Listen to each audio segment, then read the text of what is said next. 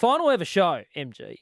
So I'm giving you permission to free the arms, swing for the fences here. Okay. I'm going to get some predictions out of you. Oh, 22. For the 2022 NRL season. Let's do it.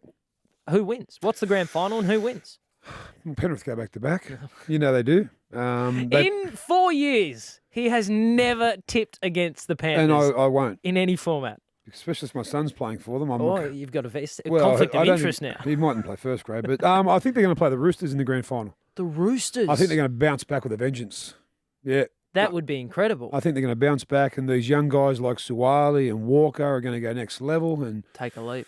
Victor Radley, I think, will play Origin. So I think Victor's not suspended. Yeah, so Victor, come on, mate. Curb your enthusiasm, my friend. All right, so it's a Roosters-Panthers grand final. What about a Dally M? Dally M winner of the year, I think, will be someone like Luke Keary. Luke Keary bounces back. Yep. Actually, that's a good prediction because if the Roosters are going to get to a grand final, him or Joey Manu, Keary's got to be massive. Yeah. Oh, gee, I forget that they held on to Joey I know. Manu. Massive, yeah. And you watch this, by the time the grand final rolls around next year, somehow they'll have landed Brandon Smith in the middle of the season. And anyway. All right, Luke Keary for Dally M. I like that. Give me a team that's going to rise in 2022. Oh, look, I think it's going to be the Broncos.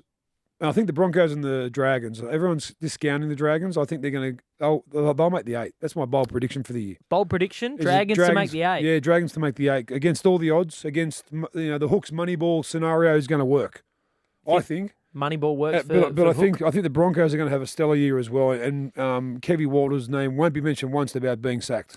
I'd love that. Yep. I'd love that because I think not only as a bloke but as a coach, he deserves that clean air to operate in. And I agree. I think Adam Reynolds is.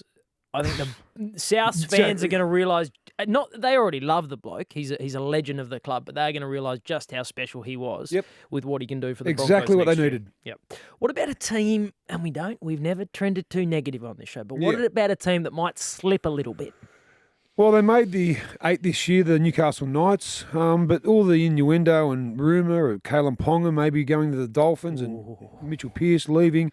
It might take a year to get over Mitchell's loss. So I think I don't think they'll drop much, but I think the Knights might be around 10th or something, might just drop out of the 8. Okay, a little bit of a slip there, especially because Kalen Ponga has said, I'm not playing halves. Yeah. I want to play fullback. So we're getting mixed messages from the Novocastrians. So who do you put alongside Clifford? If they don't land Drinkwater or Brooks or someone else. Exactly right. Maybe a Tex Hoy or something, fabricate one. Yeah, and I mean, you look back on their season, I think it's a fair prediction given what Mitchell Pearce did for them when he was fit and firing. All right, the Knights to have a little bit of a slide. A little bit of a dip, yeah. What about a player? Pick out a player to make a jump. The Josh Schuster bandwagon, let's not forget who started that down the hill at the beginning of last year. It was you, MG. This kid called Luke Metcalf, the next superstar of the game.